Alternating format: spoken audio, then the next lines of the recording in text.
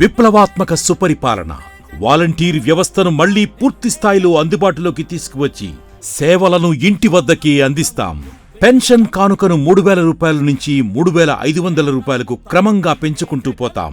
అవ్వాతాతలు, వితంతువులు, దివ్యాంగులకు పింఛన్ను గడప వద్దకే అందిస్తాం.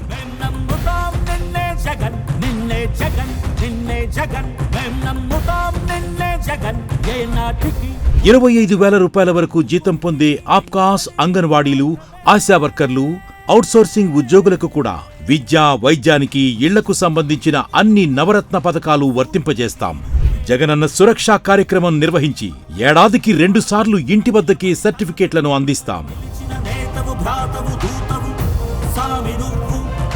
మా నమ్మకం నువ్వే జగన్.